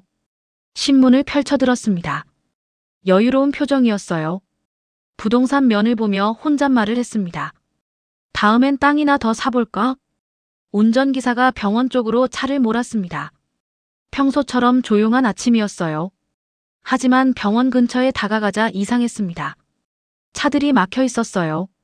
한 대, 두 대가 아니었습니다. 수십 대가 줄지어 서 있었어요. 경적 소리가 여기저기서 들렸습니다. 빵빵빵. 웅성거리는 소리도 들렸어요. 뭐야, 무슨 일이야? 강준표가 신문에서 고개를 들었습니다. 짜증이 났어요. 미간이 찌푸려졌습니다. 차가 앞으로 나아가지 못했습니다. 병원 정문 입구가 완전히 막혀 있었어요. 사람들이 우글우글 모여 있었습니다. 휴대폰을 들고 있었어요. 사진을 찍고 있었습니다. 영상을 찍는 사람도 있었어요. 도대체 뭐 하는 거야? 강준표가 창문을 내렸습니다. 고함을 질렀어요. 비켜. 병원장 지나간다. 하지만 아무도 신경 쓰지 않았습니다. 모두 병원 정문만 쳐다보고 있었어요. 강준표의 시선도 그쪽으로 향했습니다. 그 순간 온몸이 얼어붙었어요. 거대한 붉은 현수막이 병원 정문을 가로막고 있었습니다. 긴급공지 마이너스 소유주 변경 및 임대차 계약 해지. 건물 철거 예정 마이너스 출입 금지. 현수막의 빨간 글씨가 아침 햇살에 선명하게 빛났어요. 마치 피처럼 붉었습니다. 강준표의 얼굴이 하얗게 질렸습니다. 심장이 쿵 하고 내려앉았어요. 손이 떨렸습니다. 신문지가 바스락거렸어요. 입술이 파르르 떨렸습니다. 뭐야 저게. 주변에서 환자들이 웅성거렸어요. 이 병원 망했대요. 진료 못 보는 거예요? 예약했는데 어떡해요? 직원들도 우왕좌왕했습니다. 간호사들이 당황한 얼굴로 서로 얘기를 나누고 있었어요. 의사들도 병원 입구에 모여 수군거렸습니다. 강준표는 차 문을 벌컥 열고 뛰어내렸습니다. 휘청거렸어요. 다리가 후들거렸지만 정문으로 달려갔습니다. 경비 어디 갔어? 목청껏 소리쳤어요. 목이 쉬도록 고함을 질렀습니다. 어떤 미친놈이 내 병원에. 하지만 경비는 보이지 않았어요. 그때 정장을 입은 두 남자가 다가왔습니다. 법원 완장을 차고 있었어요. 집행관과 변호사 사무실 직원이었습니다. 강준표 병원장님이십니까? 차가운 목소리였습니다. 감정이 없었어요. 강준표는 고개를 끄덕였어요. 말이 나오지 않았습니다. 온몸이 떨렸어요. 집행관이 두툼한 서류 봉투를 꺼냈습니다. 강준표 가슴에 탁 들이밀었어요. 부동산 명도 소송 소장입니다. 기계적인 목소리로 말했습니다. 임대차 계약 해지 통보서도 들어있습니다. 강준표의 손이 떨렸습니다. 서류 봉투를 받아들었어요. 무거웠습니다. 마치 천근만근처럼 느껴졌어요. 주변 사람들이 수군거렸습니다. 저 병원장 망하나 봐. 완전 대박 사건이네. 사진 찍어서 SNS에 올려야겠다. 휴대폰 플래시가 번쩍였어요. 찰칵찰칵. 여기저기서 사진 찍는 소리가 들렸습니다. 강준표의 귀에 모든 소리가 또렷하게 들렸어요. 가슴이 조여왔습니다. 숨쉬기가 힘들었어요. 목이 조였습니다. 떨리는 손으로 주머니에서 휴대폰을 꺼냈습니다. 땅 주인 측 연락처로 전화를 걸었어요. 손가락이 떨려서 번호를 잘못 누를 뻔했습니다. 신호음이 울렸습니다. 띠띠띠. 한참을 기다렸어요. 심장이 터질 것 같았습니다. 드디어 전화가 연결됐습니다. 여보세요. 당신들 미쳤어?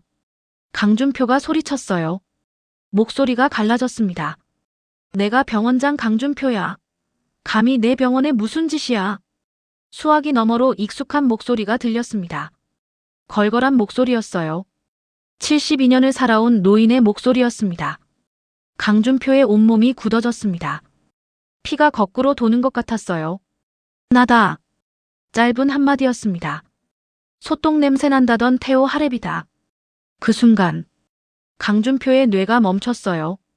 사고 회로가 정지했습니다. 머리가 하얗게 변했어요. 휴대폰을 쥔 손이 부들부들 떨렸습니다. 뭐라고? 겨우 그 말만 나왔습니다. 입술이 바짝 말라 있었어요. 만석의 목소리는 차갑고 단호했습니다. 이 병원 땅, 주차장, 장례식장 부지까지. 한 글자 한 글자 또박또박 말했어요. 천천히 정확하게. 내 놈이 밟고 있는 흙 한 줌까지 다 내 명이다. 강준표의 다리에서 힘이 빠졌어요. 무릎이 휘청거렸습니다. 바닥이 흔들리는 것 같았어요. 내 아들 피값으로 산 땅이야. 만석의 목소리에 한이 서려 있었습니다. 억눌렀던 30년의 한이요. 30년 전 용역 깡패들한테 맞아 죽은 내 아들. 강준표는 귀를 막고 싶었어요. 하지만 손이 움직이지 않았습니다. 그 보상금으로 산 땅이다. 강준표는 말을 잊었습니다. 입이 떡 벌어졌어요. 숨이 막혔습니다. 이번 주 내로 방빼. 만석의 최후 통첩이었습니다. 환자들 내보내고 짐 싸라. 목소리가 한층 더 차갑게 식었어요. 안 그러면 포크레인 밀고 들어간다. 뚝. 전화가 끊겼습니다. 강준표의 손에서 휴대폰이 미끄러져 떨어졌어요. 철퍼덕. 타일 바닥에 부딪혔습니다. 화면이 박살났어요. 유리 조각이 사방으로 튀었습니다. 다리에 완전히 힘이 풀렸습니다. 털썩. 강준표가 로비 바닥에 주저앉았어요. 고급 양복이 더러운 바닥에 닿았습니다. 하지만 신경 쓸 겨를이 없었어요. 머리가 하얗게 변했습니다. 생각이 정리되지 않았어요. 노가다꾼인 줄 알았습니다. 시골 노인인 줄 알았어요. 소똥 냄새 나는 할아버지라고 비웃었습니다. 그런데 천억대 땅 부자였습니다. 자신이 밟고 서 있는 이 땅의 주인이었어요. 주변 사람들이 쓰러진 강준표를 쳐다봤습니다. 수근거렸어요. 병원장 저러다 큰일 나는 거 아니야? 완전히 멘붕이네. 누군가 영상을 찍고 있었습니다. 강준표는 바닥에 그대로 주저앉아 있었습니다. 손으로 얼굴을 감쌌어요. 어깨가 떨렸습니다. 폭풍이 몰아치기 시작했어요. 그리고 이건 시작에 불과했습니다. 주머니에서 진동이 울렸습니다. 휴대폰이 또 울리고 있었어요. 바닥에 떨어진 박살난 휴대폰이 아니었습니다. 여분으로 가지고 다니던 두 번째 휴대폰이었어요. 손이 떨렸습니다. 주머니를 더듬어 휴대폰을 꺼냈어요. 화면을 봤습니다. 신한은행 김지점장. 식은땀이 흘러내렸어요. 이마에서 땀이 주르륵 흘렀습니다. 통화 버튼을 눌렀어요. 여보세요. 목소리가 갈라졌습니다. 입술이 바짝 말라 있었어요. 병원장님, 긴급 상황입니다. 평소 공손하던 지점장의 목소리가 차갑게 변해 있었습니다. 사무적이었어요. 냉정했습니다.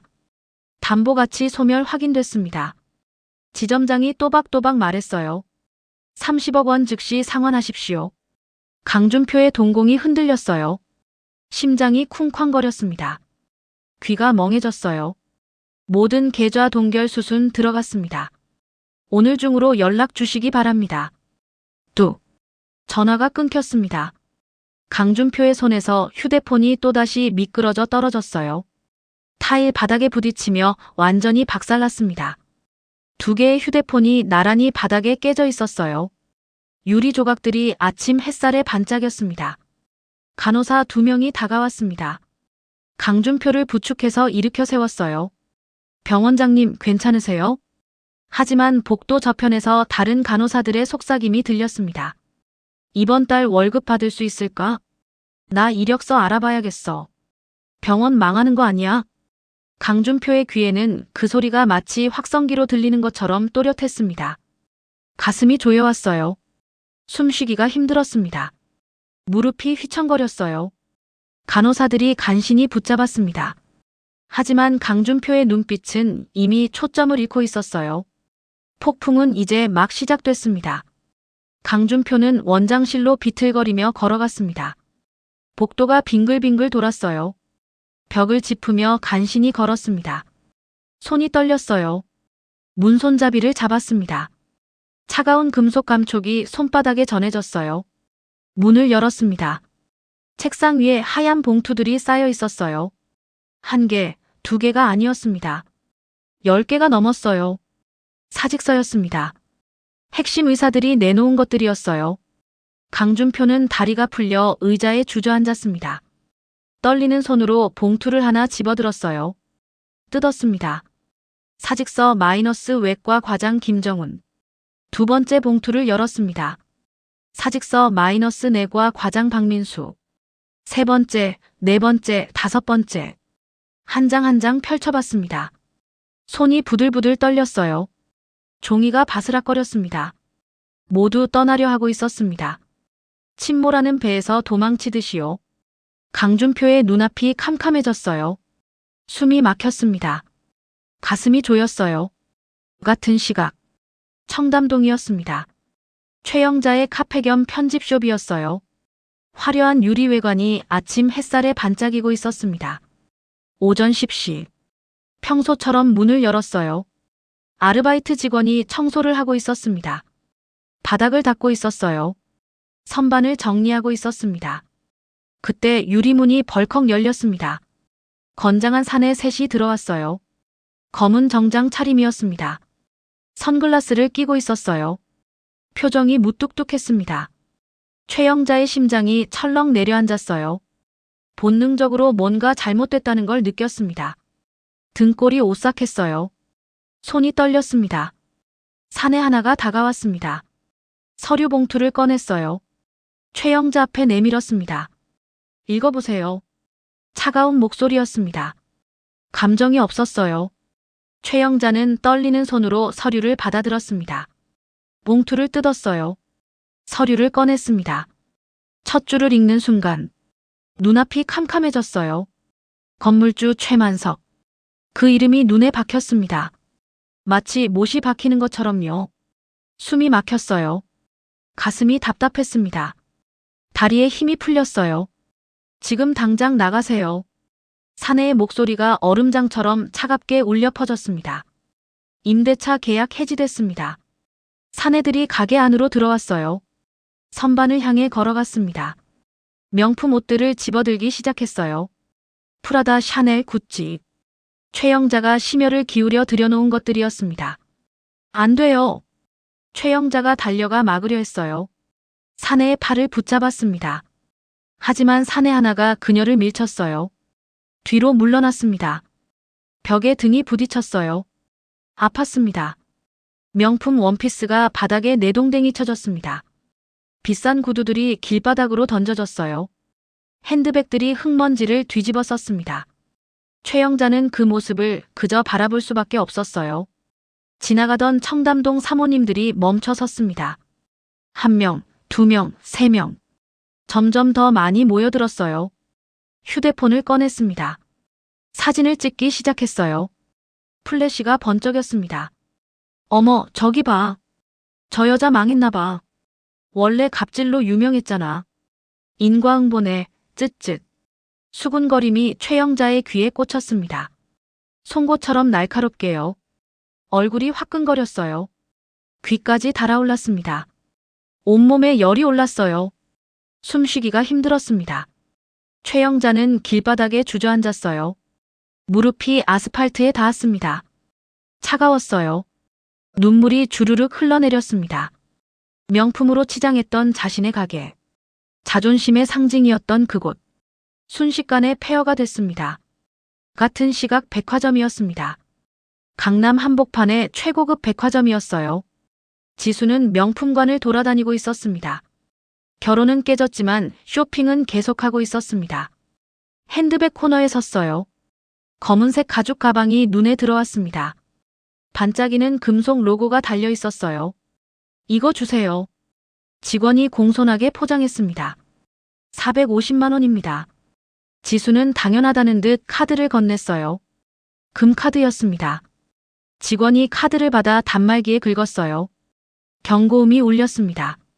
직원의 표정이 굳어졌어요. 다시 한번 긁었습니다. 죄송합니다, 고객님. 직원의 목소리가 매장에 울려 퍼졌습니다. 생각보다 크게 들렸어요. 거래 정지된 카드입니다. 그 순간 지수의 얼굴이 순식간에 하얗게 질렀어요. 심장이 멎는 것 같았습니다. 쿵 하고 내려앉았어요. 손이 떨렸습니다. 입술이 파르르 떨렸어요. 뒤에 줄 서 있던 사람들이 쳐다봤습니다. 하나, 둘, 셋. 모두의 시선이 지수에게 꽂혔어요. 돈 없나 봐. 쯧쯧 없으면서 왜 명품관에 와. 수군거리는 소리가 들렸습니다. 지수의 얼굴이 홍당무처럼 빨개졌어요. 귀까지 달아올랐습니다. 목덜미까지 열이 올랐어요. 온몸이 불덩이가 된 것 같았습니다. 숨쉬기가 힘들었어요. 가슴이 조였습니다. 저기. 말이 제대로 나오지 않았어요. 가방을 내려놓았습니다. 떨리는 손으로요. 황급히 매장을 빠져나왔습니다. 뛰다시피 엘리베이터로 향했어요. 하이힐 소리가 타일 바닥에 쿵쿵 울렸습니다. 엘리베이터 문이 닫혔어요. 거울에 비친 자신의 얼굴. 처참했습니다. 화장이 번져 있었어요. 눈가가 검게 얼룩져 있었습니다. 지수는 휴대폰을 꺼냈어요. 친구들에게 전화를 걸었습니다. 신호음만 울렸어요. 아무도 받지 않았습니다. 1명, 2명, 3명, 10명 넘게 걸었지만 똑같았어요. SNS를 열었습니다. 단체 채팅방을 눌렀어요. 퇴장된 채팅방입니다. 강퇴당한 거였습니다. 친구 목록을 봤어요. 절반이 사라져 있었습니다. 차단당한 거였어요. 새 메시지가 하나 와 있었습니다. 손가락이 떨렸어요. 메시지를 열었습니다. 너 집 망했다며? 연락하지 마. 우리 체면 깎인다. 지수는 휴대폰을 꽉 쥐었습니다. 손에 힘이 잔뜩 들어갔어요. 손마디가 하얗게 변했습니다. 눈물이 터져 나왔어요. 화장이 완전히 번졌습니다. 저녁이었습니다. 강준표의 집. 거실은 엉망진창이었어요. 깨진 유리잔이 바닥에 널브러져 있었습니다. 소파 쿠션이 찢어져 있었어요. 꽃병이 산산조각 나 있었습니다. 세 사람이 서로를 노려보고 있었어요. 강준표, 최영자, 지수. 가족이지만 원수처럼 보였습니다. 강준표의 손이 번쩍 들어 올려졌습니다. 최영자의 뺨을 향했어요. 하지만 때리지는 않았습니다. 주먹이 공중에서 떨리고 있었어요. 당신이 주둥이만 안 놀렸어도. 목소리에 분노가 가득했어요. 이런 일은 없었어. 최영자도 지지 않았습니다. 당신이 무시부터 했잖아. 고함을 질렀어요. 소똥 냄새 난다고 한 게 누구야? 두 사람은 서로를 쏘아봤어요. 눈빛이 칼날처럼 날카로웠습니다. 지수가 소파 구석에 웅크리고 있었어요. 울고 있었습니다.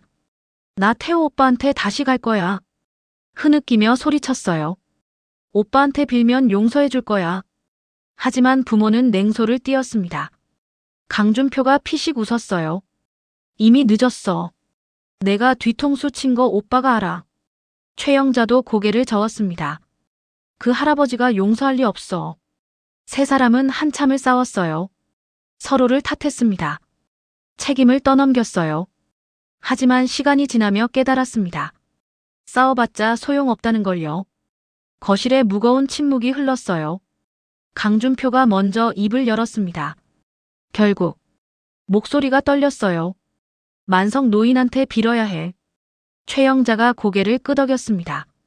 다른 방법이 없어. 지수도 울먹이며 말했어요. 빌면 용서해 줄까? 하지만 아무도 대답하지 못했습니다. 유일한 해결책은 만석에게 빌기였습니다. 세 사람은 서로를 바라봤어요. 얼굴에는 절망만이 가득했습니다. 창밖으로 어둠이 내려앉고 있었어요. 그날 저녁, 비가 내리기 시작했습니다. 하늘이 먹구름으로 뒤덮여 있었어요. 칠흑같이 어두웠습니다. 천둥 소리가 멀리서 들려왔어요. 번개가 번쩍이며 어둠을 가르고 있었죠. 하늘이 순간 하얗게 변했다가 다시 깜깜해졌습니다. 강준표의 외제차가 서울 외곽으로 향했어요. 와이퍼가 미친 듯이 움직였습니다. 하지만 빗물을 다 닦아낼 수 없었어요. 앞이 잘 보이지 않았습니다. 차 안은 죽음처럼 조용했어요.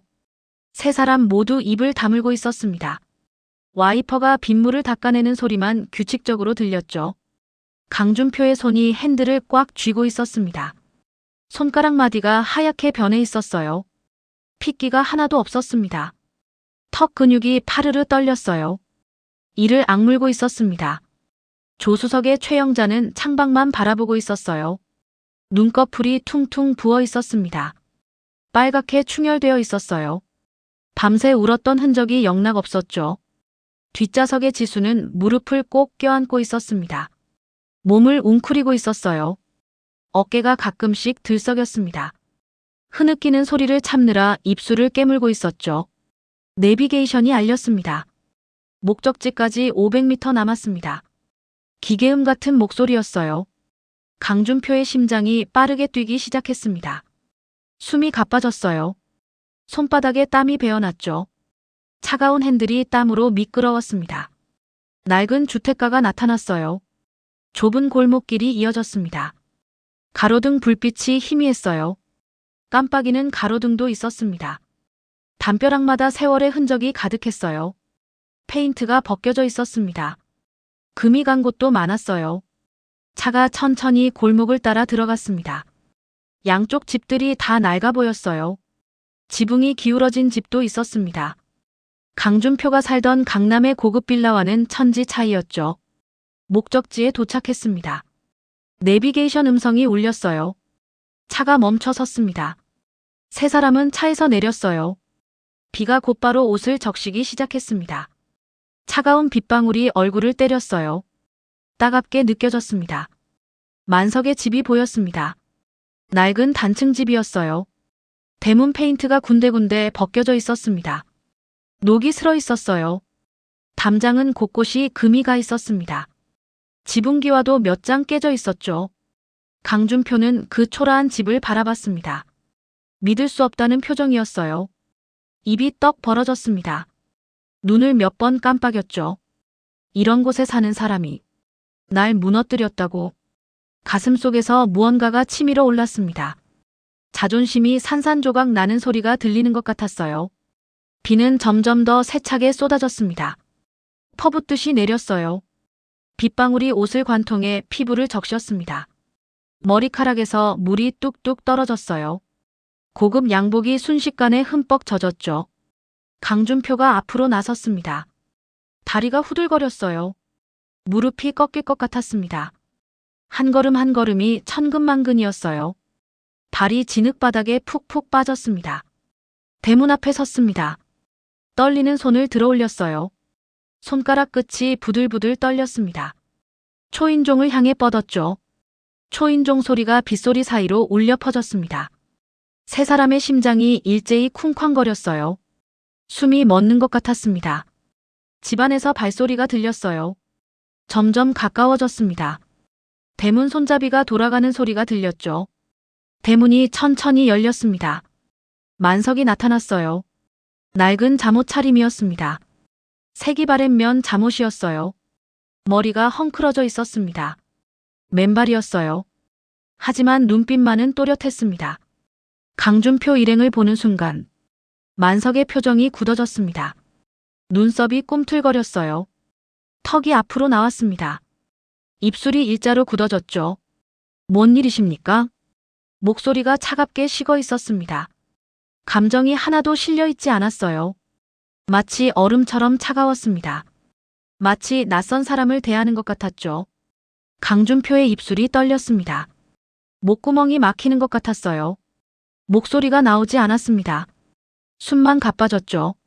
무릎이 저절로 꺾이기 시작했습니다. 온몸에서 힘이 빠져나갔어요. 중력이 평소보다 10배는 무겁게 느껴졌습니다.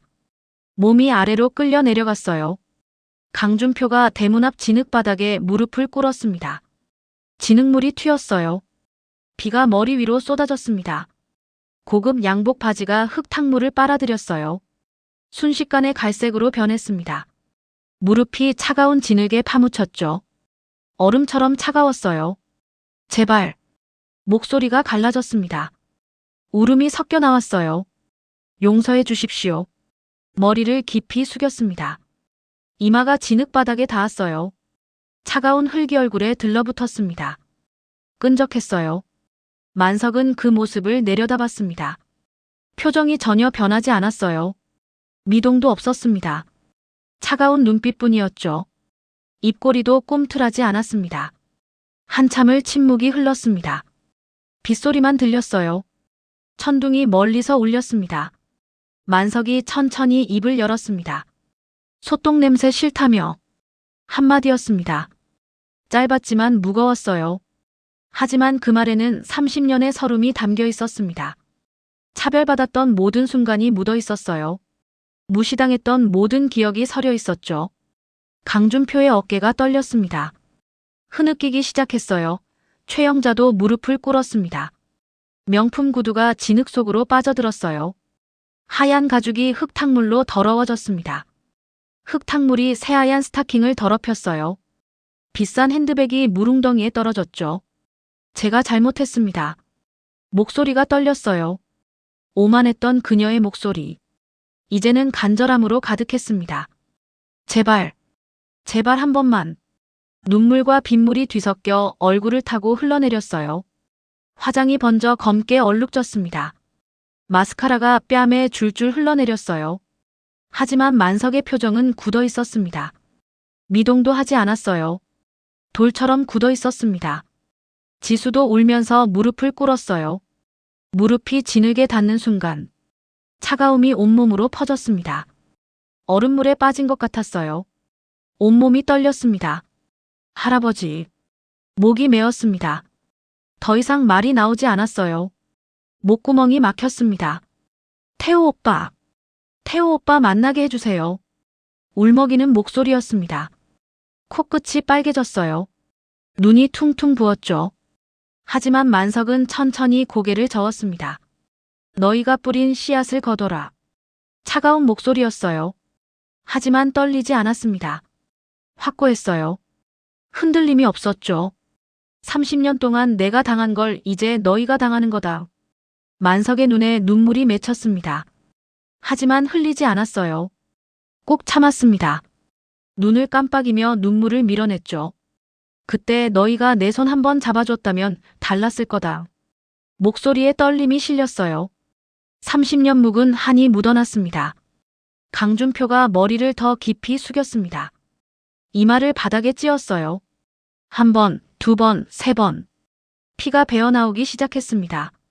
바닥에 자갈에 긁힌 거였어요. 제발, 제발요. 하지만 만석은 한 발 뒤로 물러섰습니다. 이제 돌아가십시오. 손이 천천히 대문을 잡았어요. 안 돼요. 최영자가 울부짖었습니다. 손을 뻗었어요. 하지만 닿지 않았습니다. 대문이 천천히 닫히기 시작했어요. 제발, 제발요. 지수도 소리쳤습니다. 하지만 소용없었어요. 대문이 완전히 닫혔습니다. 둔탁한 소리가 빗소리 사이로 울려 퍼졌어요. 세 사람은 빗속에 무릎 꿇은 채로 남겨졌습니다. 천둥이 요란하게 쳤어요. 번개가 하늘을 가르며 번쩍였습니다. 순간 세 사람의 처참한 모습이 환히 드러났죠. 강준표의 온몸이 진흙투성이었어요. 이마에서 흐르는 피가 빗물과 섞여 얼굴을 타고 흘러내렸습니다. 최영자는 얼굴을 두 손으로 감싸고 울었어요. 어깨가 들썩였습니다. 흐느끼는 소리가 빗소리에 묻혔죠. 지수는 땅바닥을 주먹으로 쳤습니다. 한 번, 두 번. 손이 까졌어요. 피가 났습니다. 하지만 계속 쳤어요. 대문은 다시 열리지 않았습니다. 집안 불빛도 꺼졌어요. 깜깜해졌습니다. 만석은 더 이상 그들을 보지 않았습니다. 한참이 지나서야 세 사람은 비틀거리며 일어났습니다. 다리에 힘이 없었어요. 휘청거렸습니다. 몇 번이나 넘어질 뻔했어요. 서로를 부축하며 겨우 일어섰죠. 차로 돌아갔습니다. 젖은 옷이 차 시트를 적셨어요. 진흙물이 바닥에 흘러내렸습니다. 차 안에 흙냄새가 가득했죠. 강준표는 핸들을 잡았습니다. 하지만 시동을 걸지 못했어요. 손이 너무 떨렸습니다. 키를 꽂는 것조차 힘들었어요. 최영자는 창밖을 멍하니 바라봤습니다. 눈물이 멈추지 않았어요. 계속 흘러내렸습니다.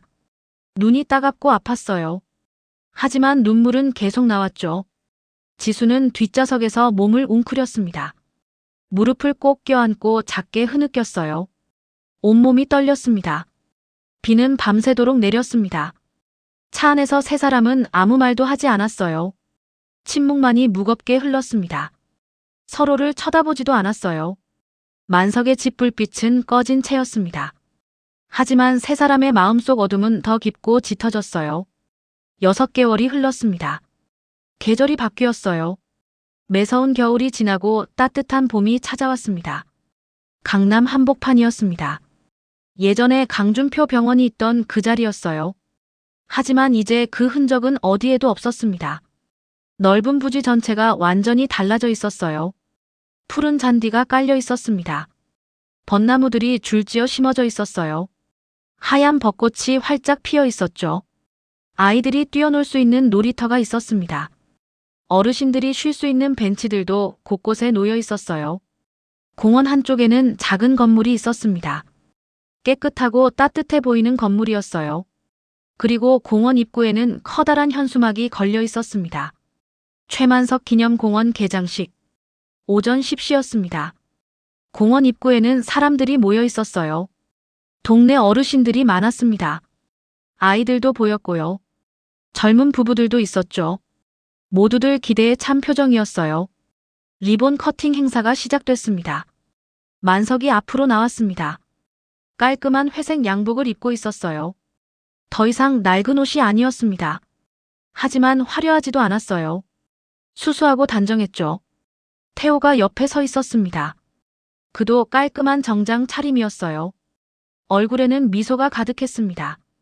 순이도 함께였습니다. 예쁜 원피스를 입고 있었어요. 행복한 표정이었죠. 만석이 가위를 들었습니다.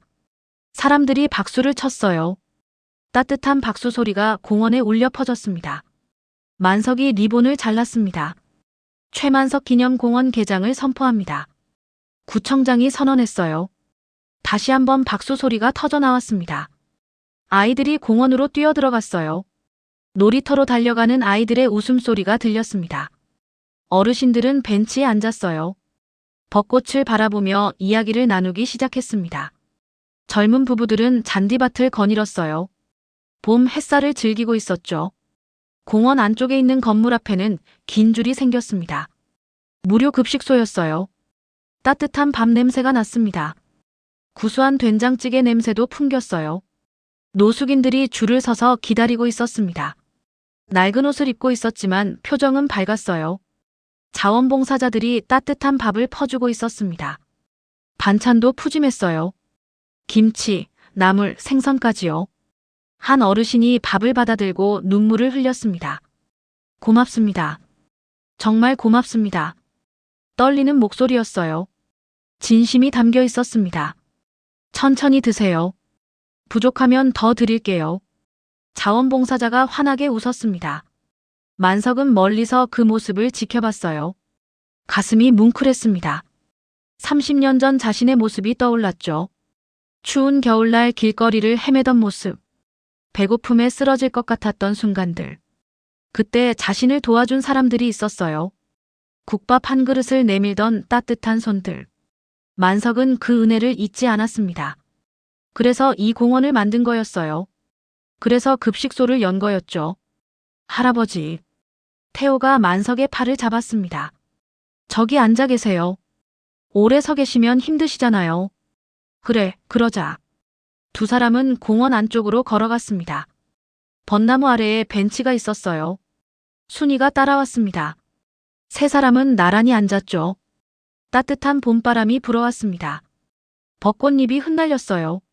하얀 꽃잎들이 공중에서 춤을 추고 있었습니다.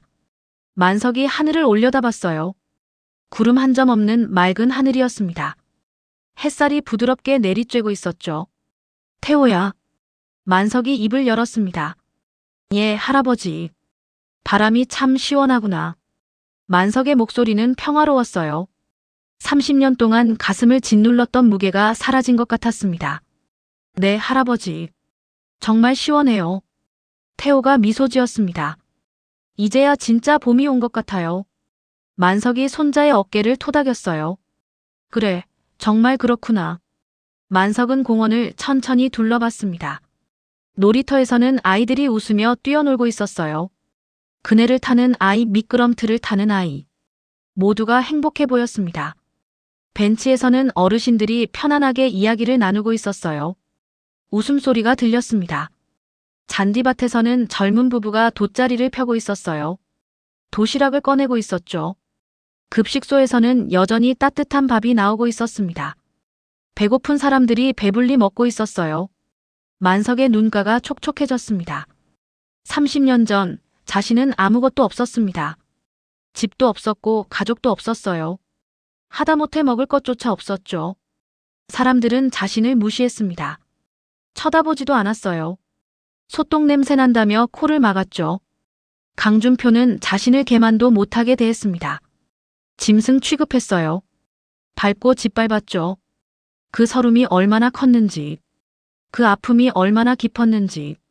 하지만 이제는 다릅니다. 만석은 더 이상 길거리를 헤매지 않았어요.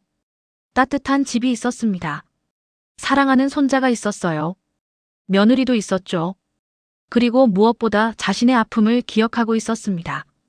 그래서 다른 사람들이 그런 아픔을 겪지 않도록 돕고 있었어요. 할아버지. 순이가 만석의 손을 잡았습니다. 고생 많으셨어요. 만석이 며느리의 손을 꼭 잡았어요. 아니야. 너희들이 있어서 행복했어. 태호가 반대편에서 만석의 팔을 안았습니다. 할아버지 사랑해요. 만석의 눈에서 눈물이 한 방울 떨어졌습니다. 하지만 슬픈 눈물이 아니었어요. 행복한 눈물이었습니다. 30년의 한이 풀리는 순간이었죠. 세 사람은 한참을 그렇게 앉아 있었습니다. 벚꽃이 흩날렸어요. 봄바람이 불었습니다. 아이들의 웃음소리가 들렸죠. 평화로운 오후였습니다. 저 멀리 공원 입구에서 누군가 이쪽을 바라보고 있었어요. 강준표였습니다. 낡은 점퍼를 입고 있었어요. 머리는 헝클어져 있었습니다. 수염도 자라 있었죠. 그는 공원 현수막을 올려다봤습니다. 최만석 기념공원. 강준표의 입술이 떨렸어요. 주먹을 꽉 쥐었습니다. 하지만 그는 공원 안으로 들어오지 못했습니다. 그저 멀리서 바라볼 뿐이었어요. 그리고 천천히 돌아섰습니다. 구부정한 등으로 걸어가기 시작했죠. 봄 햇살은 그에게 닿지 않았습니다. 만석은 그 모습을 봤어요. 하지만 아무 말도 하지 않았습니다. 복수는 끝났습니다. 이제 더 이상 그에게 관심이 없었어요. 만석에게 중요한 건 오직 하나였습니다. 지금 이 순간 이 평화였죠. 할아버지, 저기 봐요. 태호가 하늘을 가리켰습니다. 하늘을 날아가는 새떼가 보였어요.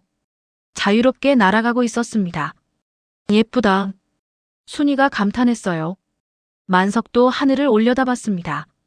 새들이 점점 멀어지고 있었어요. 그는 미소 지었습니다. 자유, 평화, 행복. 이제 그것들이 자신의 것이었습니다. 공원 위로 따뜻한 햇살이 가득했어요. 벚꽃이 흩날렸습니다. 아이들이 웃었어요. 봄이 왔습니다. 진짜 봄이요. 만석과 태호와 순이는 벤치에 앉아 그 풍경을 바라봤습니다. 오랫동안 행복하게요.